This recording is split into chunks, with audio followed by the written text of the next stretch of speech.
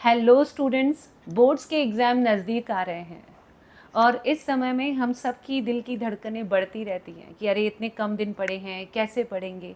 ऐसे समय में कई सारे टिप्स एंड ट्रिक्स हमको हेल्प कर सकते हैं, गाइडेंस के टिप्स हमको मिल सकते हैं हमारे टॉपर्स से। तो मैंने इनवाइट किया है हमारे लास्ट ईयर के टॉपर्स को ताकि वो आपको गाइड कर सके। सबसे पहले मिलते हैं स्वरांगी दलवी से। She is from Shreema school, 91%. He is also from Shrima. His name is Varun Nayyar, 90%. Lavanya Joshi, 91% from DAV school. Let's clap for ourselves. Again, ये हमारी पॉडकास्ट नंबर 3 है। इसमें भी हम सेम तरह के क्वेश्चंस इन बच्चों को पूछेंगे। देखते हैं इन्होंने अपने डिस्ट्रैक्शन वाले प्रॉब्लम को किस तरीके से जूझा, उसे कैसे सॉल्व किया। सबसे पहला मेरा क्वेश्चन है वरुण से। वरुण, आपको किस किस तरह के डिस्ट्रैक्शंस होते थे?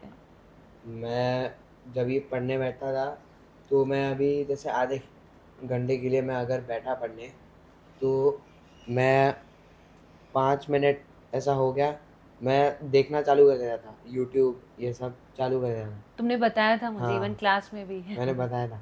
तो फिर क्या होता था, अभी ये बढ़ जाता ना, तो मैंने इसीलिए मेरी बहन ने बताया था कि एक अभी ऐसे करंट अफेयर्स जैसे होते हैं तो ऐसे गूगल न्यूज़ ये सब होता है, तो यूट्यूब को अवॉइड करने के लिए मैं गूगल न्यूज़ से 5 मिनट के लिए देखता था। अभी जैसे मैं देख रहा हूँ तो मैं 50 को देख रहा हूँ, जैसे 9:50, तो मैं सिर्फ 5 मिनट ही देखूंगा।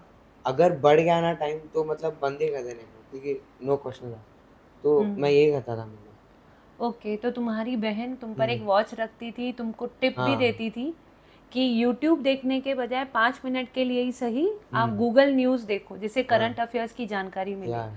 सो बट उस पर भी तुम वॉच रखते थे कि 5 मिनट्स हाँ देखना है and then I have to cut off. हाँ, तो क्योंकि वो सेल्फ यूट्यूब कंट्रोल थी। देखने से ब्रेन डेड हो जाएगा, क्योंकि हम्म। फिर सडनली पढ़ना चालू करोगे ना तो एकदम ब्लैंक हो जाएगा कि पहले क्या पढ़ा था मैंने। तो एक कंट्रोल रखना चाहिए ऐसा। सोशल मीडिया की ये प्रॉब्लम है जिसकी वजह से अटेंशन स्पैन सबका कम होता जा रहा है। चाहे वो यूट्यूब हो, यूट्यूब के शॉर्ट्स हों, जब हम देखते हैं तो हम जल्दी जल्दी से उसको स्वाइप अप करते जाते हैं क्योंकि हमारा माइंड जो है ना उस पर भी फोकस नहीं कर पाता है।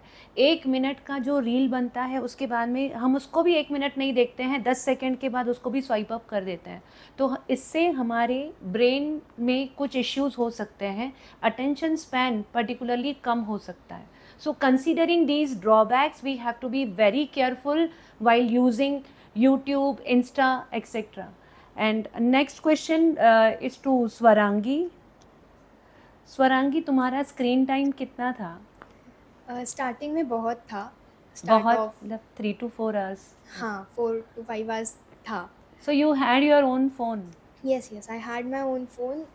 लास्ट में जब प्रीलिम्स एंड ऑल हुए, व्हेन मार्क्स केम, तब मेरे को समझा कि phone was the main thing जिसके वजह से लाइक मैं नीचे गई थी। सो उसके बाद मैंने ऐप लॉक्स लगाए। Okay. हाँ, which help me a lot. And phone like पढ़ाई करते वक्त मैं फ़ोन डीएनडी पे रख देती थी या फिर स्विच ऑफ करके रख देती थी Okay. ताकि notifications don't distract me. Okay. And mostly मेरा रूम फ़ोन जो था वो दूसरे रूम में रहता था वाइल स्टडिंग। दिस टिप्स अच्छा। हेल्प मी कि वो स्क्रीन टाइम कम होता था। ओके ओके, कल भी हमको एक स्टूडेंट ने बताया कि मैं बहुत ही लेज़ी हूँ, इसके लिए उठ के जाने को कहीं होता नहीं है, इसलिए मैं फ़ोन दूसरे रूम में जाके रख देता था। हाँ, दैट्स कौन से ऐप्स को लॉक्स लगाया आपने? मेरे पास तभी इंस्टा नहीं था। 10th की प्रिपरेशन थी तो मैं इंस्टा पे नहीं थी, बट स्नैपचैट, यूट्यूब एंड कुछ गेम्स थे जो मैं खेलती थी। सो उन अच्छा, सब पे अप्रोक्स था। रिमूव नहीं किया ऐप? लॉक लगा सकते हैं ऐसा? मुझे नहीं हाँ, लाइक पता है। लिमिट्स लगा सकते कि आप इतनी देर तक देख सकते हो, ऐसा। ओके या ओके, सो तो वो यूट्यूब। आपने नवंबर ऑनवर्ड्स वो हाँ, हाँ, शुरू जब किया? ट्यूशन्स के प्रीलिम्स चल रहे थे तब, तभी? उसके बाद। उसके बाद? या क्योंकि तभी मार्क्स आए थे ना, सो तब रियलिटी चेक मिला था। Okay okay, next question is to Lavanya. 10th के स्टूडेंट के पास मोबाइल फ़ोन होना चाहिए क्या? और अगर मान लो है, मोबाइल है, तो वो डिस्ट्रैक्शन का कारण बन जाएगा या फिर वो हेल्प होगी उससे? कैसे? तो पर्सनली मेरे लिए तो वो एज अ हेल्प ही था। एंड अगर तुम्हारे पास फ़ोन है और तुम लोग डिस्ट्रैक्टेड हो, तुम लोग ऑब्वियसली वरुण और स्वरांगी ने जो टिप्स दिए वो यूज़ कर सकते हो। But if you are using it correctly, like I use to use AI platforms for the doubts that I had. मतलब मैंने कभी लेक्चर मिस कर दिया या फिर स्कूल नहीं जा पाई, तो मुझे बहुत सारे डाउट्स आ जाते थे रीड करते टाइम। तो मैं वो डाल देती थी and then I used to get instant answers. और फिर मैथ्स के लिए सॉल्व करते वक्त कुछ बाहर के जो PYQs होते हैं उसके सॉल्यूशंस कभी कभी दिए नहीं होते बुक के पीछे एंड ऑल, हाँ सो हाँ यू हाँ। Can Google them and you get the solution. And आजकल गूगल में भी there is some AI that gives you all the step wise correct correct solution. Correct, yes. So if you use it correctly it is obviously very useful. And आजकल सब YouTube पे भी lectures होते हैं, तो that yes is also very yes useful. Yes, YouTube के lectures के through भी आपका रिवीजन वगैरह हो सकता है। करेक्ट। सो यहाँ पर हमें पता चलता है कि मोबाइल फ़ोन एक ब्लेसिंग भी है, एक कर्स भी है। डिपेंड करता है आप उसे यूज़ कैसे करते हैं। अगर आप सेल्फ कंट्रोल कर सकते हो, अवॉइड कर सकते हो मिसयूज़, तो वो आपके लिए ब्लेसिंग बन सकता है। Otherwise it can be a problem. तो अभी भी अगर आपने कुछ ऐप्स को लॉक नहीं लगाया है, अभी भी कंट्रोल नहीं लाया है, तो अभी भी लगा सकते हैं। जैसे स्वरांगी ने नवंबर के बाद में लॉक्स लगाए हैं ऐप्स को, तो आप भी अभी उसे कर सकते हो। ओके, तो यहाँ पर हमारा डिस्ट्रैक्शन वाला सब्जेक्ट ख़त्म होता है। हम अपने दूसरे कैटेगरी में आते हैं, टाइम मैनेजमेंट रिलेटेड क्या प्रॉब्लम्स हो सकती हैं। Let's see with the toppers. Time management से रिलेटेड एक बहुत ही इंपॉर्टेंट क्वेश्चन है जो मेरे स्टूडेंट्स को ऑफन प्रॉब्लम होती है। वो कहते रहते हैं कि मैम, एक तो स्कूल में इतना टाइम जाता है, फिर ट्यूशन में 3 to 4 आवर्स जा रहे हैं हमारे, तो हम टाइम कैसे मैनेज करें? सेल्फ स्टडी के लिए टाइम ही नहीं मिलता है। So do you also believe कि नहीं, सच में प्रॉब्लम होती है इतनी, सेल्फ स्टडी का टाइम नहीं मिलता? प्रॉब्लम तो होगी, बट अगर तुम इफेक्टिवली करोगे तो it's not a huge problem. मैं ऐसे करती थी कि स्कूल में जितना ध्यान दे सकते उतना ध्यान दूंगी। एंड जो टीचर पढ़ा रही है I mark it in the text, and उसमें मेरा टेक्स्ट बुक में जो इंपॉर्टेंट पॉइंट्स है वो मैं लिख देती थी। एंड ट्यूशन्स में भी आपके लेक्चर्स में जो भी लेक्चर्स होते थे उसमें वही करना होता था कि अच्छे से ध्यान देना होता है। एंड जो सॉल्व करवाते हैं वो सब अच्छे से सॉल्व करना, सो दैट तुम्हारा अंडरस्टैंडिंग पार्ट एटलीस्ट लेक्चर्स में हो जाए, लेक्चर्स तुम्हारे सारे प्रोडक्टिव जाए। और ट्यूशन्स में टाइम होता था पढ़ने का, तो उसमें जितना ज़्यादा सेल्फ स्टडी कर सकते हो उतना कर लो अपने हिसाब से भी। आप तो आजकल करवाते हो ना अपने हिसाब हाँ से, हाँ हाँ। So that also you can do. Yes yes. So Lavanya का कहना है कि स्कूल में जब सिखाया जाता है, अगर उसी वक्त अपना 100% अटेंशन दें, चैप्टर को समझ लें, तो आपकी आधी पढ़ाई तो वहीं हो जाती है। फिर ट्यूशन में वापस से रिवीजन हो जाता है, क्योंकि आप दोबारा उन्हीं लेसन्स को समझते हो। ओके, तो अपना जो स्कूल का टाइम है और ट्यूशन का टाइम है, उसको आप ऐसा ना समझें कि उससे आपकी सेल्फ स्टडी नहीं हुई। अगर आपने उसको कॉन्सेप्ट को वहीं पर ध्यान से समझ लिया, तो यानी कि आपका आधे से ज़्यादा सेल्फ स्टडी तो वहीं पर हो गया। प्लस हमारे क्लास में जैसे PMS लेक्चर्स होते हैं, उसमें सेल्फ स्टडी का कुछ कुछ पार्ट तो होता ही रहता है। So definitely time can be managed. And next question is to Swarangi. एक दिन में बच्चों को कितनी घंटे की, how many hours should they study for self study? Self study के लिए मैं तो जब क्लासेस एंड स्कूल दोनों था तभी I use to give 2 hours. Okay. But वो 2 आवर्स इफेक्टिव होने चाहिए, like you shouldn't be distracted या फिर 1 घंटा पढ़ लिया 1 घंटा नहीं पढ़ा। नो, डेली रेगुलरली 2 आवर्स करोगे then it would be effective. And ये एक ध्यान रखो कि जितना कम टाइम में जितना ज़्यादा पढ़ पाओ दैट्स वो ज़्यादा इफेक्टिव करेक्ट होगा। Correct correct. सो या मैंने वही किया था। डेडिकेटेड 2 आवर्स रहने चाहिए, Yeah. Without any distraction. Yes. Now next question to Varun. Varun, मैं जानती हूँ कि आप स्पोर्ट्स में थे, राइट? फुटबॉल खेलते थे। बीच में आप 15 दिन की छुट्टी पे गए थे, 15 दिन से भी ज़्यादा दिन थे। हाँ हाँ। क्लास में ट्रिग्नोमेट्री चालू था, मुझे डर लगता था कि इस लड़के ने पूरा मिस कर दिया, और तुम मज़े से फुटबॉल के मैचेस खेलने उत्तराखंड गए थे। तो मुझे याद आ रहा है कि आप एकदम एक्टिव स्पोर्ट्स प्लेयर थे, लेकिन उसके साथ साथ भी आप 90% मैनेज कर लिया लाना। ये आपने कैसे टाइम मैनेज किया यहाँ पर? पहले तो सबसे पहले मेंटालिटी होनी चाहिए कि मतलब ऐसा नहीं है कि मैं जा रहा हूँ तो सिर्फ खेलूँगा, ऐसा नहीं होना चाहिए, क्योंकि इक्वली पढ़ाई भी इम्पोर्टेंट है, तो दोनों को मैनेज तो करना आना चाहिए। और जभी मैं गया था तभी मेरे 2 दोस्त भी थे, तो हम क्या करके हम बुक लेके गए थे उधर, तो उधर हमने मतलब मोबाइल था, सब था, तो उधर हमने साथ में ही पढ़ाई कर ली थी। अच्छा, हाँ, ओके। तो और उधर रेफ़रेंस बुक वगैरह वो सब भी लेके गया था मैं। हुँ। तो उधर क्वेश्चंस वगैरह वो सब भी थे। अभी जैसे मैं जब इधर आया ना, तो मेरे को कोई डाउट होता था, नहीं तो मैं उसको रखता था, फिर अगर चांस मिलता तो पूछता भी था मैं। Correct, correct. वी तो remember all the doubts you used to ask. तो वो यस, मेंटालिटी तो होनी चाहिए, क्योंकि हाँ, आप सिर्फ फुटबॉल खेल रहे हो तो सिर्फ फुटबॉल मत खेलो, साथ हाँ। में पढ़ाई भी तो करो। ऐसा यस, पढ़ाई कर रहे हो तो फुटबॉल खेलो, दोनों करेक्ट, साथ में ही करेक्ट। होना। सो वरुण इज सेइंग कि अगर स्पोर्ट्स के लिए सिंसियरिटी है तो पढ़ाई के लिए भी इक्वल सिंसियरिटी रखो। आपका माइंडसेट वैसा होना चाहिए कि अगर मैं स्पोर्ट्स के लिए टाइम निकाल रहा हूँ तो मेरी रिस्पॉन्सिबिलिटी है मैं पढ़ाई के लिए भी टाइम निकालूँ, राइट। एंड हमें याद है कि वरुण जाते जाते भी टीचर्स को बिठा देते थे अपने साथ कि बैठो, मुझे ये डाउट है, मुझे वो डाउट है, मुझे ये बताओ। And I really really appreciate Varun कि इस तरीके से वो इंट्रोवर्ट होते हुए भी उन्होंने कभी अपने डाउट्स को छोड़ा नहीं, वो हमेशा पूछा करते थे, सामने से आगे आते थे। सो इस तरीके से हमने देखा टाइम मैनेज किया जा सकता है प्रोडक्टिवली। ओके, अभी हम अगले कैटेगरी में जाते हैं जिसमें हम देखेंगे कि सेल्फ स्टडी से रिलेटेड यानी रीडिंग, राइटिंग, रिवीजन से रिलेटेड क्वेश्चंस के बारे में टॉपर्स का क्या कहना है। Self study is the only की टू सक्सेस। तो सेल्फ स्टडी से रिलेटेड जो टिप्स होंगे वो हमारे बहुत काम आने वाले हैं। तो चलो पहला क्वेश्चन पूछते हैं स्वरांगी से। Swarangi, long answers specially social के, साइंस के देखते ही डर लगता है कि लर्न कैसे करेंगे, इससे बोर होता है। आपके कोई टिप्स एंड ट्रिक्स हैं उसे इजीली लर्न करने के लिए? पहले ऑफ कोर्स वो बोर होता है।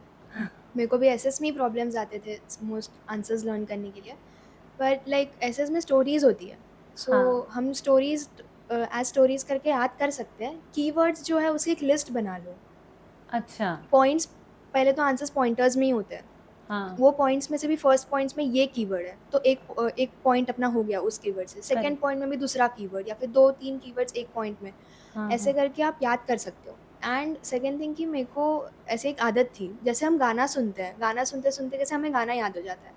I use to record answers मैं खुद मेरे ओके, वॉइस में, and I use to hear that in free time, okay, तो मेरे ओके, को वैसे भी याद हो जाता था। अच्छा, हाँ, अच्छा, दैट अच्छा। उससे मैंने लाइक एंड में मैंने वैसे ही आंसर्स लर्न किए थे, बिकॉज ऐसे के आंसर्स लर्न नहीं हो रहे थे मुझसे। सो कीवर्ड को तुम हाईलाइट कर देती थी, उनका लिस्ट बनाती थी, हाँ, और कीवर्ड्स ही लर्न कर दो तो पूरा बाकी का सेंटेंस आप खुद से खुद से फ्रेम कर फ्रेम कर पाते हो। सकते, यस राइट, राइट। और दूसरा, खुद की आवाज़ सुनते रहो। यस। कुछ दिनों के लिए गानों को बंद कर दो और हाँ, सच्ची में like I used to hear my voice only instead of songs. Okay, okay. और फिर सुनते रहो अपने ही आवाज़ को, अपने ही आंसर को, तो उसके पॉइंट्स लर्न याद हो हो जाते जाता थे। है। Correct, correct. Same question to you Varun, आपके कुछ टिप्स एंड ट्रिक्स? मैं भी यही करता था, जैसे बहुत बड़ा आंसर हो गया ना, तो मैं उसको स्टोरी ऐसा याद करता था, फिर मैं क्या करता था, सिर्फ पॉइंटर्स में ही होता है आंसर, अगर फुल पैराग्राफ में दिया है तो उसका मैं पॉइंटर्स बनाता था, अच्छा, फिर एक एक पॉइंट को याद करते करते आंसर्स को जोड़ देता था। ओके, हाँ, ओके। तो तो वो जो ईज़ी फुल पड़ता है। पैराग्राफ में लॉन्ग आंसर था उसको तुम ब्रेक कर देते थे हुँ, पॉइंट्स पॉइंट्स में, हुँ, फिर धीरे धीरे एक एक पॉइंट करते थे। हाँ, एक पॉइंट हो गया, फिर दूसरा भी हो गया तो दोनों साथ में कर दिए, हाँ, फिर तीसरा भी हो गया तो 1 2 3 कर दिया, हाँ, ऐसे ना। हाँ, तो ऐसा कर कर के ही बोलते हैं ना कि बूंद बूंद से हुँ, घड़ा बनता है, आप पॉइंट पॉइंट से एक लॉन्ग आंसर कर हाँ, लेते थे। क्योंकि एक-एक करके याद रहोगे ना, तो याद भी होता है और मतलब अच्छा भी रहता है, याद हो ओके, जाता है। Okay, okay. और हुँ। साइंस के लर्निंग के लिए कुछ? साइंस के लिए तो लर्निंग ऐसा कुछ है ही नहीं, मतलब हम्म, क्योंकि तुमको आना चाहिए बस, ऐसे रट्टा मारने का ज़रूरत नहीं है, अगर तुमने पढ़ा है ना, तो वो आप खुद से फ्रेम कर सकते हो आंसर। तो तुम कह रहे हो हुँ, कि साइंस में हुँ, पढ़ा है मतलब टेक्स्ट बुक पढ़ा है, हुँ, अगर अच्छे से समझ लिया है तो हाँ, आप खुद से आंसर्स फ्रेम कर हुँ, सकते हो, यानी कि रीडिंग इम्पॉर्टेंट हाँ, है। Important. Yes Lavanya, text book reading अभी भी मैं स्ट्रगल कर रही हूँ, बच्चों को फोर्स किए जा रही हूँ कि आप टेक्स्ट बुक रीड करो। कुछ करते हैं, कुछ कुछ डायरेक्टली क्वेश्चन आंसर्स पर जंप करते हैं कि चलो अभी क्लासेस में सुन लिया पूरा चैप्टर, अभी सीधा लर्न करना है। तो जो रीडिंग है ना, अभी भी बच्चे उतना डीपली नहीं कर रहे हैं। तुमको क्या लगता है, इम्पोर्टेंट है करना या डायरेक्टली क्वेश्चन आंसर किए जा सकते हैं? तो ऑब्वियसली डायरेक्ट क्वेश्चंस पे जंप करना गलत है, ऐसा नहीं करना चाहिए। तुम्हें लगता है कि तुमने लेक्चर्स में सुन लिया है, ध्यान दे दिया है, तो तुम्हें आ जाएगा, बट रीडिंग करना बहुत इंपॉर्टेंट है, बिकॉज एग्ज़ाम में एट द एंड तुम्हें टेक्स्ट बुक से ही लिखना है, वही लैंग्वेज यूज़ करनी है।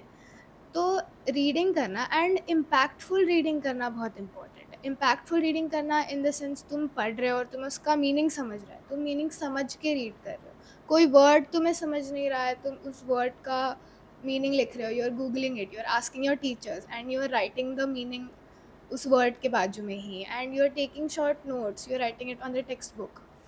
एंड मैं पर्सनली एक ट्रिक यूज़ करती थी कि जिस पेज में जो कंटेंट होता है उसको I read it, I understand it, and मैं खुद का क्वेश्चन फ्रेम करती थी एंड टॉप पे लिख देती थी।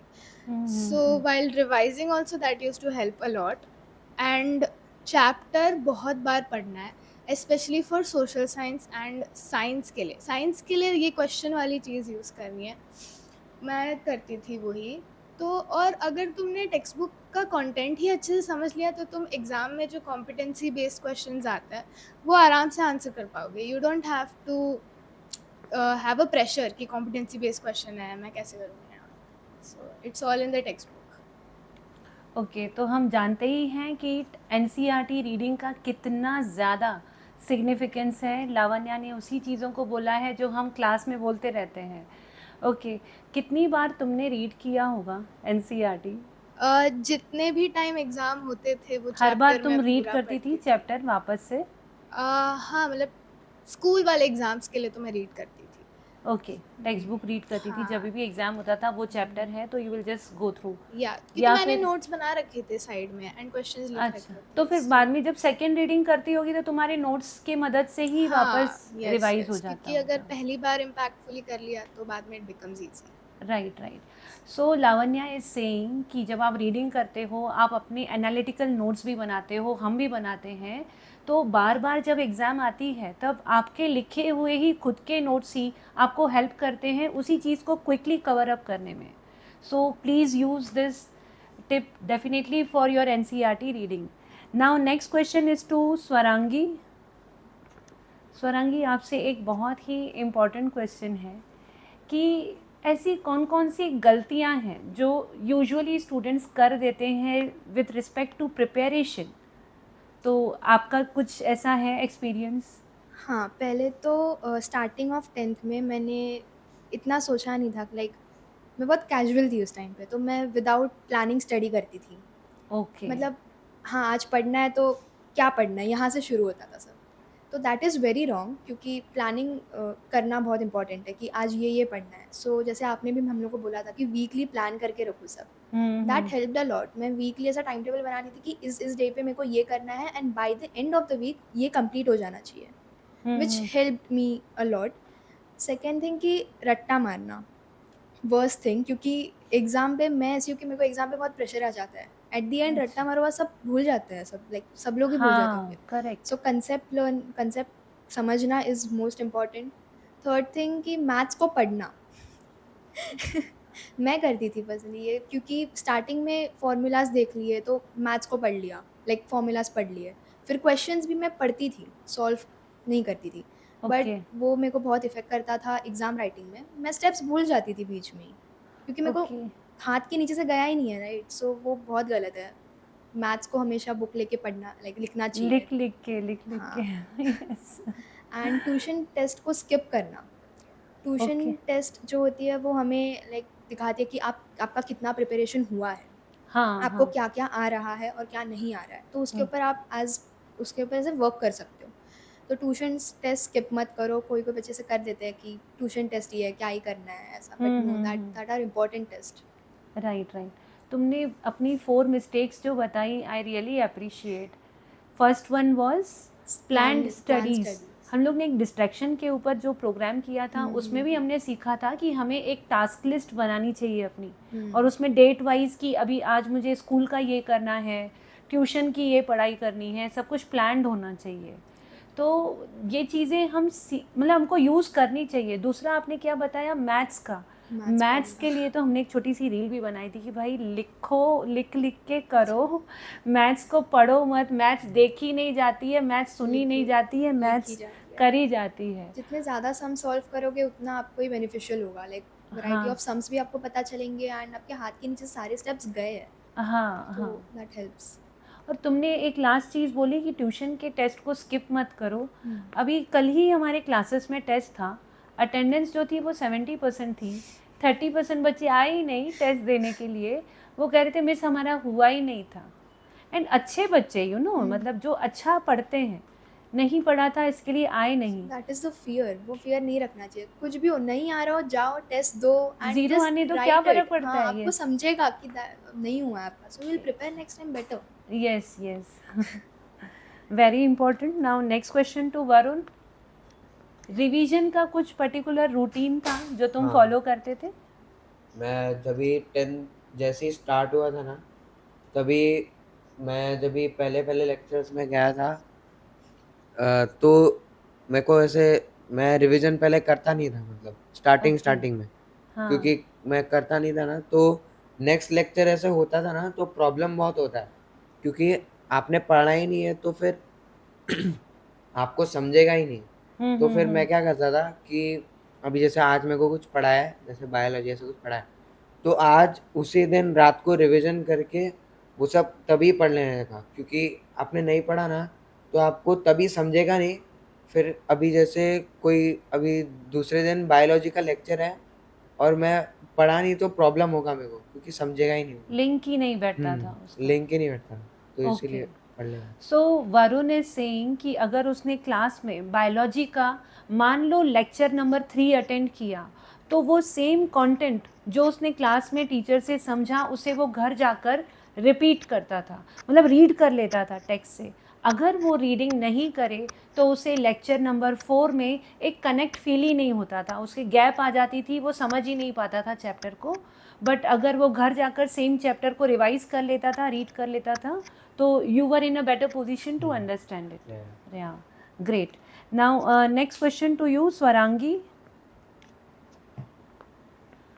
मेरा मतलब ऐसा रहता था, even when I was in grade 10, कोई मोटिवेशन का वीडियो देख लिया तो एकदम से हाई हो गया एनर्जी, तो मैं 2 दिन मस्त मज़े में पढ़ूंगी। ओके, उसके बाद में वापस डाउन। फिर वापस से क्लास में टीचर ने इंसल्ट कर दी, इसको अभी मैं दिखाऊंगी, अब मैं पढ़ के दिखाऊंगी, मैं स्कोर करूंगी। 1 हफ्ते की एनर्जी आ गई उस डांट से, फिर मैं पढ़ती थी, फिर 1 हफ्ते बाद वापस से डाउन। तो मतलब मुझे अलग अलग से मोटिवेशन लगता था, जिसकी वजह से मैं पढ़ती थी, कभी हाई कभी लो, कभी हाई कभी लो। तो मैंने क्लासेस के भी बच्चों को देखा है, कभी कभी एकदम फॉर्म में होता है और कभी एकदम डाउन। तो तुम्हारे पास कुछ ऐसे टिप्स एंड ट्रिक्स हैं कि बच्चा पूरा साल ऐसा कंसिस्टेंट रहे पढ़ाई के लिए? तो पहले मेरा भी ऐसे ही था, एक बार टीचर ने डांट दिया तो मैं बहुत मोटिवेटेड थी, बट देन वापस डीमोटिवेट। तो उसके लिए पहले तो माइंडसेट होना बहुत इंपॉर्टेंट है। मेरे को लाइक बचपन से ही घर वाले बोलते गए कि बोर्ड में तो 90+ चाहिए ही, कुछ भी हो 90+ चाहिए। तो बचपन से मेरे दिमाग में वो है कि I have to get 90+, okay, 9 आना चाहिए। यस 90+ होना ही चाहिए कुछ भी हो। तो वही माइंडसेट से मैंने पढ़ाई आफ्टर इन 10th ही शुरू की थी, लाइक स्टार्टिंग से ही। बट धीरे धीरे जब मार्क्स आए मैं डिमोटिवेट हुई, बट देन वापस से हो गया वो लाइक कंसिस्टेंसी। एंड उसके लिए ट्रिक ये है कि पहले तो गोल्स बनाओ। Goals helps a lot, like जितना बच्चे गोल्स बनाएंगे उतना वो बेनिफिशियल होगा। और स्मॉल गोल्स बनाओ पहले, आप एकदम से ही नहीं कि हाँ आज के आज 2-3 चैप्टर हो ही जाने चाहिए, नो। छोटे गोल्स बनाओ, एक दिन में 1 चैप्टर, या फिर बड़ा चैप्टर है तो हाफ चैप्टर करो, उसके क्वेश्चंस प्रैक्टिस करो। और ये रोज़ करो, जैसे मैंने इसमें भी बोला था कि लाइक सेल्फ स्टडी के लिए 2 आवर्स दो, बट डेडिकेटेड रहो उस 2 आवर्स से, कंसिस्टेंट रहो, कुछ डिस्ट्रैक्शंस नहीं आना चाहिए। पूरा 2 आवर्स स्टडी मतलब स्टडी, उसमें ब्रेक्स भी आप 5 मिनट्स का लो, ज़्यादा मत लो। एंड ऐसे ही कंसिस्टेंट रह सकते हो आप, जस्ट माइंडसेट बना लो कि 90+ चाहिए। एंड राइट, तो तुम कह रही हो कि गोल्स बनाना ज़रूरी है। एक तो हाँ। ईयरली गोल होना चाहिए, कि 90 प्लस 90 प्लस चाहिए, यस। या फिर उसके मन में मंथली गोल होना चाहिए कि इस मंथ में इतना तो करना पड़ेगा, फिर डेली एंड देन अर्ली, तो इतना डेप्थ में जाके प्लानिंग करनी चाहिए। यस यस दैट्स इम्पोर्टेंट, तब भी आएंगे। और ये प्लानिंग मैंने तो बहुत लेट शुरू की थी, बट या अभी हो जाना चाहिए स्टिल सबको। इट हेल्प्ड, या आपने हेल्प लेट तो किया तो भी हेल्प हुआ उससे Yes. काफ़ी। तो हमारे स्टूडेंट्स के पास तो अभी काफ़ी टाइम है, वो कर हाँ सकते अब भी हैं। से ही कर लो, यस सेट कर लो सारे goals. Yes. Lavanya, next question to you. अभी स्वरांगी ने बताया कि गोल सेट करना चाहिए एंड उससे मोटिवेशन मिलता है, राइट। लेकिन क्या होता है, और मैंने अपना भी बताया कि मैं कभी हाई मोटिवेशन में रहती थी, कभी कैसे, तो जिसकी वजह से कंसिस्टेंसी जो है वो हैम्पर होती थी। मेरे अभी भी कुछ स्टूडेंट्स हैं, प्रीलिम में मार्क्स कम आए या स्कूल के मिड टर्म में मार्क्स कम आए ना, तो एकदम से उनका हार्ट ऐसे सिंक हो जाता है और ऐसे पूरा डिस्पेयर में आ जाते हैं वो कि अभी शायद कुछ ही होगा मेरा। तो अगर कोई बच्चे एकदम डीमोटिवेटेड फील कर रहे हैं तो एनी टिप्स कि क्या कर सकते हैं इसमें? तो डीमोटिवेटेड तो आई थिंक सब लोगों ने फेस किया ही होगा कभी ना मैंने भी कभी। किया, अभी भी करती हूँ। प्रीलिम्स के बाद बहुत डीमोटिवेशन आ जाता है कि हाँ। इतना सारा पोर्शन रह गया है, मार्क्स नहीं आ रहे हैं। तो एक तो keep that one thing in mind कि सोचो अगर तुम्हारे जो डिसाइड किए हुए मार्क्स है वो अगर आ गए और एंड इट्स रियली गुड, तो तुम्हारे पेरेंट्स का क्या रिएक्शन होगा, तुम्हारे फ्रेंड्स का क्या रिएक्शन होगा, सबके सामने तुम्हारी रिस्पेक्ट थोड़ी बढ़ जाती है obviously. And if that doesn't help, तो यू हैव टू नो कि tenth, I think that tenth is the only way तुम एक अपना जो एकेडमिक कम बैक है वो कर सकते हो। बिकॉज बाद में you go in to 11th 12th college, उसमें बहुत कुछ मैनेज करना होता है, उसमें वो कम बैक करना थोड़ा डिफिकल्ट हो जाता है। But tenth is somewhat easier to get a come back and it's never too late. तुम कितना भी तुम्हारा पोर्शन रह गया हो, कितना भी हो, इंटरनल्स तुम्हें दिए जाते हैं, इंटरनल्स के थ्रू तुम्हारे मार्क्स कैसे ना कैसे बढ़ ही जाएंगे और तुमने अपना बेस्ट दे दिया तो ऑब्वियसली अच्छे आएंगे। एंड मैंने भी एक्चुअली फेब्रुवरी में सोशल साइंस का मेरा बहुत रह गया था, मुझे बहुत डिमोटिवेशन आ गया था, तो मैंने वीडियोस देखे, मैंने पूरा शेड्यूल किया कि मैं कौन सा चैप्टर कब पढ़ूँगी, एंड मैंने फेब्रुवरी में किया था, that was like last 10 days and I did that and मुझे सोशल साइंस में एक्चुअली बेटर मार्क्स आए then prelims. So it's never too late, you can always do it. You had also told me to manifest, कि आप manifest भी करते थे कि अभी भी टाइम है, अभी भी बेटर कर सकते हैं। यस इनफैक्ट तुमने सिखाया मुझे कि भाई मैनिफेस्ट कर सकते हैं, मैंने उस दिन से शुरू कर दिया। So tell something about that also. Manifest is nothing but set that in your mind कि ये हो चुका है एंड थिंक कि तुम्हें उसकी तरफ कैसे जाना है, और नेचुरली तुम वैसे करने लग जाओगे, तुम वैसी चीज़ें प्रैक्टिस करने लग जाओगे, तुम वैसे मेथड्स करने लग जाओगे, सो वो हो ही जाएगा। Lavanya is telling us about a very important thing, that is manifestation. Manifestation से हमारा बिलीफ सिस्टम जो है वो काफ़ी पॉजिटिव हो जाता है। डर जो रहता है हमारे माइंड में ना, वो हमें प्रोडक्टिवली पढ़ने ही नहीं देगा। अगर उस डर को निकालना है तो ये भी एक माइंड गेम ही है, हमें मैनिफेस्ट करना पड़ेगा। मैनिफेस्ट कर सकते हैं हम लोग कि मेरा काफ़ी पढ़ाई हो चुका है, बहुत हो चुका है, जो मेरा थोड़ा बहुत बाकी है वो तो मैं अभी कर ही लूँगी, हो ही जाने वाला है मेरा, मैं तो टॉप करने ही वाली हूँ, मेरा 90 प्लस आना ही आना है, कहीं नहीं जाने वाला, मैंने कर लिया, मेरा 90% प्लस आ ही जाएगा, आ गया, समझ लो आ गया और ये हो गया। अगर इस चीज़ को हम बार बार बोलें, माइंड में रखें सुबह सुबह, तो डेफिनेटली ये चीज़, ये अफर्मेशंस हमारी काफ़ी हेल्प करते हैं उस डर को भगाने के लिए।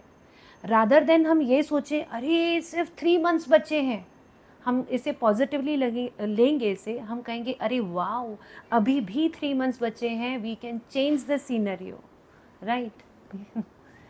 तो चलो अब हम अपने अगली कैटेगरी ऑफ क्वेश्चंस की तरफ जाएंगे, जो है अबाउट परसेंटेज इम्प्रूवमेंट, जिसमें वरुण हमें आंसर करेंगे। वरुण, आपका 9th में you were in some other classes I suppose, you said me, and your percentage was 67 in 9th, whereas in 10th you have scored 90%. सो एक बहुत बड़ा जंप है. अभी भी कुछ बच्चे हैं जिनका 9th ग्रेड का परसेंटेज इज समवॉट अराउंड 60, 59. तो उनको लगता है हमारा कितना ही जंप होगा, 5%, 10% उतना ही बढ़ जाएगा. बट आपके केस में तो आई थिंक 23% इम्प्रूव हुए हैं. तो इतना हो सकता है. आपने मतलब करके दिखाया है. कुछ ऐसे टिप्स एंड ट्रिक्स थे जो आपने या कुछ गाइडलाइंस यूज़ की थी? अभी जैसे 10 चालू हुआ था तो अभी तो मतलब मैं सीरियस हो गया था कि अभी 10th है, अभी ध्यान देना पड़ेगा, क्योंकि 9th में जो हो गया मैं अभी उसका कुछ कर नहीं सकता. तो अभी 10th में जैसे ही आया मैं, तो एक्चुअल में देखा जाए तो होराइज़न ने भी मदद किया, क्योंकि मैं तो अपने कंफर्ट जोन में था. बट होराइज़न छोड़ता ही नहीं था. मतलब कंफर्ट, हाँ सच में, मतलब छोड़ेगा ही नहीं आपको आराम करने के लिए. तो फिर वो एटमॉस्फेयर ही वैसा था. तो फिर इसीलिए पढ़ाई करना चालू किया मैंने. फिर रिवीजन वगैरह वो सब किया ना, तो उसमें हेल्प हुआ था. अभी होराइज़न में जैसे ओरल्स होते थे ना, मतलब पीएमएस बोलते थे, ओरल्स होते थे, तो वो और मदद करते थे, क्योंकि घर पे ज़्यादा पढ़ने, मतलब घर पे भी उतना ही पढ़ता था मैं, बट ओरल्स देने से क्वेश्चन आंसर्स मेरे हो जाते थे. तो वो एक बहुत इम्पोर्टेंट लगता था. मतलब तभी तो गुस्सा आता था, बट तभी तभी मतलब तो गुस्सा आता हाँ, है. But okay. अभी काम किया उसने, मतलब हेल्प तो हुई है, क्योंकि फिर आप घर पे जाके फिर से वही चीज़ देखते हो ना अपने क्वेश्चन आंसर में, तो वो ऐसे क्लिक होता है कि अरे हाँ ये तो पढ़ा है. तो फिर वो याद हो जाता है. हाँ, तो हाँ. फिर मैंने वही किया. 9th में तो मैंने उसका ध्यान नहीं दिया, क्योंकि 9th का तो होना ही था, जैसे होता है वो मैंने ध्यान नहीं दिया. फिर 10th में तो क्योंकि आपको करना ही पड़ेगा कुछ भी हो जाए. हम्म, 10th में एक मेंटालिटी होता है, वो करना ही पड़ेगा, हाँ. ऐसा होता है. Okay. I am grateful to Varun. He is saying कि 67 से 90% का जंप आया अपने कंफर्ट जोन से बाहर निकलने के बाद. वो पहले काफ़ी कंफर्ट में रहते थे, लेकिन हॉराइज़न में आकर के उन्हें काफ़ी प्रेशर फील हुआ. हम उनको फ्री रहने नहीं देते थे, कॉन्स्टेंटली उनके पीछे लगे रहते थे. और पीएमएस यानी कि पर्सनल मॉनिटरिंग सिस्टम जो हमारे क्लासेस में है, which ensures they are reading, chapter reading, and we use to take up orals of students. तो ही सेइंग कि काफ़ी हद तक उसकी सेल्फ स्टडी वहाँ पर भी कवर हुई थी क्लासेस में, जिसकी वजह से एक परसेंटेज में इम्प्रूवमेंट दिखा है आपको.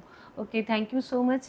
मुझे समझ नहीं आ रहा है फ़िलहाल कि वो तारीफ़ है या फिर जो हम प्रेशर देते थे कि क्या है. But I am really happy कि वरुण का परसेंटेज इम्प्रूव हुआ है. अभी हम बढ़ते हैं हमारी नेक्स्ट कैटेगरी ऑफ क्वेश्चन पे, जो कि है सैम्पल पेपर्स के बारे में. स्वरांगी, हर एक क्लासरूम में कम से कम 50% से ज़्यादा स्टूडेंट्स, यानी 50% के अराउंड जो स्टूडेंट्स होते हैं वो एवरेज होते हैं या तो वो वीक के कैटेगरी में आते हैं. उनका सपना होता है कि समहाउ 80 या 85 तक तो पहुँचे परसेंटेज. तो ऐसे स्टूडेंट्स के लिए तुम्हारे पास कुछ गाइडलाइंस हैं? हाँ, तो पहले तो इन लोगों के लिए स्टार्ट स्मॉल, गोल्स अपने छोटे रखो. लाइक सपोज़ आज मैंने ऐसा गोल सेट किया कि आज मैं ये चैप्टर का, एक मैथ्स का चैप्टर, उसका मैं एक्सरसाइज करूँगी, एक एक्सरसाइज वो पूरा करो. एंड देन ऐसे डे बाय डे एक एक एक्सरसाइज या फिर छोटे छोटे गोल्स रखो. सेकेंड थिंग कि don't compare your self with toppers. Demotivate हो जाओगे पूरा. मतलब focus on your self and work on your self. सिर्फ अपना सोचो कि अपने मार्क्स कैसे इंक्रीज़ करें. थर्ड थिंग कि solve PYQs, previous years board questions में आपको बहुत सारे क्वेश्चंस के अलग अलग टाइप्स मिलेंगे जो आपको हेल्प करेंगे उसके लिए. आपको क्वेश्चंस के बारे में लाइक आइडिया लगेगा कि ऐसे टाइप्स ऑफ क्वेश्चन पूछ रहे हैं. देन फोर्थ थिंग इज़ कि आप वीक सब्जेक्ट्स पे फोकस करो, डोंट इग्नोर देम. जैसे आज मैंने ये किया कि लाइक सपोज मेरा इंग्लिश अच्छा है, तो मैं वापस से वही पढ़ने बैठूंगी, तो like you are ignoring your weak subject जैसे कि मैथ्स या फिर फिजिक्स. तो आप वो अगर इग्नोर करोगे तो आप उसमें आगे बढ़ ही नहीं पाओगे, वो वहीं पे अटके रह जाएंगे. एंड आप सिर्फ इंग्लिश कर रहे हो, so there is no point.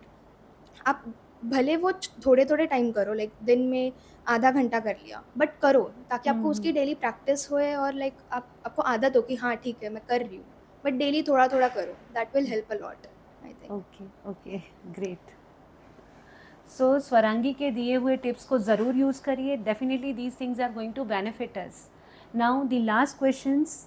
I am going to ask all these 3 toppers whether Horizon Tutorials has contributed in order to increase their percentages, in order to increase their marks. Let's see, the first question goes to Lavanya. Lavanya, हमारे class में हम काफ़ी playway quizzes वगैरह खेलते थे, कुछ वो fruitful थे या फिर सब मज़ा ही था वो? नहीं, ऑब्वियसली सिर्फ मज़ा नहीं था, और उससे स्पेशली मैथ्स के लिए जो आप क्विज़ेस लेते थे उससे काफ़ी कुछ समझ आता था कि मेरा कितना नहीं हुआ है, मुझे कितना करना है, और उसमें मज़ा भी आता था और प्रैक्टिस अच्छी हो जाती थी। एंड केमिस्ट्री की मैम तो टाइम लिमिट लगा के क्विज़ेस देती थी कि तुम्हें इतने-इतने टाइम में ये गिवन एमसीक्यू सॉल्व करना है, एंड ऑल्सो कि वो एक कॉम्पिटेंसी आ जाती है अंदर कि हमारी टीम को जिताना है, और फिर अगर पहले से इन्फॉर्म कर रखा है कि अगले दिन क्विज़ है तो हम लोग सब पढ़ के जाते थे, और ऐसा होता था कि जीतना है, और जीतने वाले को आई थिंक मेलोडी देती थी, वो बाहर Yes. रखी होती थी तो सबको मेलोडी मिलती थी एक्चुअली।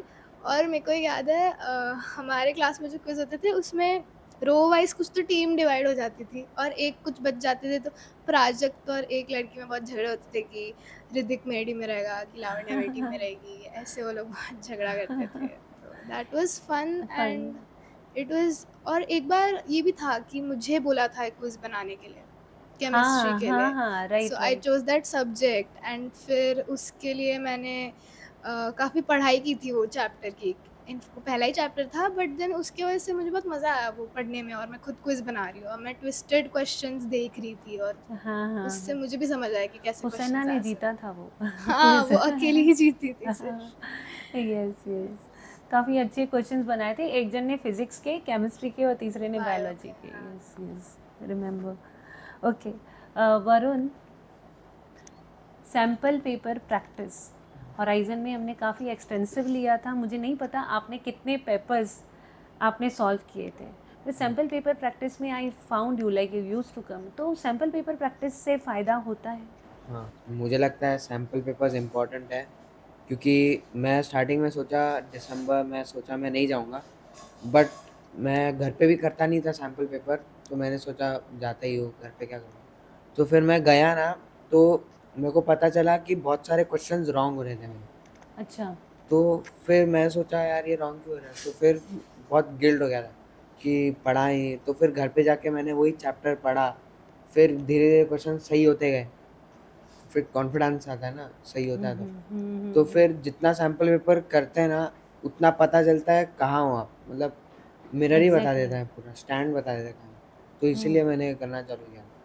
और ओके। जाना चाहिए, क्योंकि घर पे तो वैसे भी करने नहीं वाला है, मतलब बोल के भी करता नहीं है, तो इसलिए जाना चाहिए। ओके, इसलिए मैं वरुण कह रहे हैं कि दिसंबर जनवरी में यूजुअली ये 2 महीने ऐसे होते हैं जब सैम्पल पेपर प्रैक्टिस करने होते हैं, जैसे हमारे क्लासेस में भी हम सैम्पल पेपर्स ही देते हैं सॉल्व करने के लिए। So he had decided not to come to classes during these 2 months, December and January, and he had decided that he would study at home.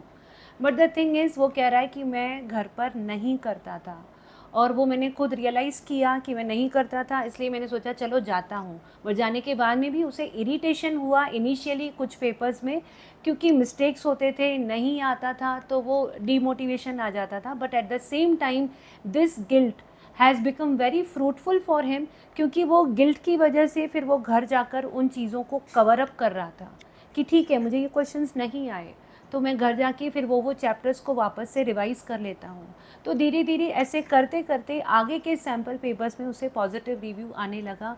तो यस स्टूडेंट्स, सैम्पल पेपर्स के benefits को ignore बिल्कुल ना करें। Keep solving papers whether at home और in classes, but keep solving as many papers as possible. अभी आप तीनों से एक कॉमन क्वेश्चन है, हॉराइजन ट्यूटोरियल्स, क्या हॉराइजन में आना आपके लिए पॉजिटिव साबित हुआ? आपके एकेडमिक गोल्स को अचीव करने में हॉराइजन का कुछ ना कुछ हद तक कंट्रीब्यूशन है? अगर रहा है तो मुझे समझना है कि वो कैसे है। लावण्या, स्टार्ट। तो मेरे लिए होराइज़न ऑब्वियसली एक बहुत अच्छा डिसीजन था। मेरे को कॉन्फिडेंस नहीं था मेरे मार्क्स में, और आपके जो टीचर्स थे, जो वे दे टॉट, मुझे अच्छे से समझ आता था, एंड उसकी वजह से मेरे को स्कूल में अच्छे मार्क्स आने लग गए। तो मेरा कॉन्फिडेंस बढ़ गया और मैं पढ़ाई करने लग गई थी खुद से, स्पेशली मैथ्स में मुझे बेसिक्स से बेसिक्स अच्छे से क्लियर नहीं थे एंड मुझे डर लगता था मैथ से, पर आप मैथ्स लेक्चर्स लेती थी एंड उसमें आप अच्छे से बेसिक से सारे चैप्टर्स में सिखाती थी एंड जो भी डाउट्स होते थे वो मैं पूछ सकती थी, कि ओपनली पूछ सकती थी, ऐसा डर नहीं होता था कि दोस्त चिढ़ाएंगे या फिर टीचर कुछ बोल देगी, एंड उससे डाउट्स क्लियर हो जाते थे। एंड टेस्ट्स, ऑब्वियसली टेस्ट्स में को मैं बहुत सीरियसली लेती थी और पढ़ाई करती थी, तो उससे मेरा काफ़ी सारा पोर्शन ख़त्म हो जाता था, पढ़ाई करके हो जाता था। So yes, that really help, it was definitely a positive thing. Thank you Lavanya. Yes Varun. नहीं, मुझे लगता है होराइजन ने मदद तो की है, क्योंकि बाकी क्लास आप देखोगे ना तो लोग बहुत ज़्यादा होते हैं, मतलब अच्छा, बहुत ज़्यादा होते हैं, तो बैच साइज इंटरेक्शन नहीं बनता है। मतलब ओके। टीचर्स और स्टूडेंट्स इंटरेक्टिव होने चाहिए, नहीं तो फिर क्लास एकदम डेड साइलेंट हो जाएगा। तो वैसा भी होना नहीं चाहिए, इसीलिए होराइजन में छोड़ते ही नहीं है पीछा, एक्चुअल में नहीं छोड़ते, ये सही में होराइजन ने नहीं पीछा नहीं छोड़ा, मतलब बच्चों ऐसा। का मतलब हाँ टीचर्स जो हैं वो बच्चों का पीछा नहीं हाँ, नहीं नहीं, छोड़ते। पकड़ के रखेंगे, मतलब हिलने में सही में। तो इसीलिए वो अच्छी चीज़ है, क्योंकि कंफर्ट जोन के बाहर ही हो जाएगा सीधा, तो नो प्लेस टू रेस्ट ऐसा हो जाएगा, तो इसलिए ये भी अच्छा लगा। और ये होराइजन में अलग चीज़ ये है कि वो लोग ओरल्स, पीएमएस ये सब करते हैं ना, तो ये अच्छी चीज़ है, क्योंकि बाकी कोई मेरे को नहीं लगता करते हैं, तो ये बहुत अच्छी चीज़ है, क्योंकि ये डिफरेंस रखता है। सो सेल्फ स्टडी भी कवर करने में हम्म। हेल्प होती है उससे। ओके, ये थैंक अच्छी यू बात। So much Swarangi. तो Horizon was the best decision which I made. यहाँ पे आने के बाद लाइक मेरे को कॉन्फिडेंस आया खुद में। मेरे पहले क्लासेस में टेस्ट नहीं होते थे, ओरल्स नहीं लेते थे, तो मेरे को कॉन्फिडेंस नहीं था मैं एग्ज़ाम में जाके क्या लिखूँ, कैसे लिखूँ। तो यहाँ पे आने के बाद मेरे को उसमें बहुत हेल्प हुई, राइटिंग प्रैक्टिस मेरी बहुत इम्प्रूव हुई and the methods of teaching वो बहुत अच्छे थे, लाइक आपके एंड बाकी सारे टीचर्स के ईजी थे एंड लाइक क्विजेज होते थे विच हेल्प, लाइक फ़न वे में हम लोग सीखते थे। जैसे ये उन्होंने भी बोला कि क्विजेस बहुत लाइक अच्छे थे वहाँ पे एंड ऑल्सो बेसिक्स सिखाया जाता था, तो वहाँ पे भी लाइक मैथ्स में स्पेशली बेसिक्स मेरे नहीं क्लियर थे, तो यहाँ पे आने के बाद वो भी सीखे एंड प्लस 10th किया, so that was really very good. And horizon का मेथड ऑफ टीचिंग बहुत अच्छा है, लाइक इनोवेटिव, आप बहुत मोटिवेशन के लिए बहुत सारी चीज़ें बहुत, रिवायर योर माइंड। हाँ डिफरेंट डिफरेंट चीज़ें लाते हो, तो वो बहुत हेल्प करता है, लाइक फन भी होता है एंड हेल्पफुल भी है, सो दैट्स रियली गुड।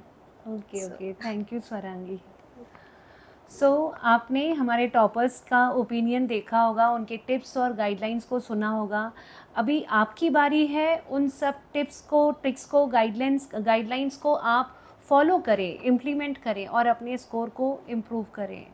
मैं चाहती हूँ कि अगली बार आप सब लोग जो यहाँ बैठे हो, मेरे 10 CBSE के करंट ईयर के स्टूडेंट्स, वो यहाँ बैठे, सबके परसेंटेजेस 90 प्लस ही आए और मैं उनका पॉडकास्ट लूँ जो हमारी अपकमिंग बैच को हेल्प करेगा।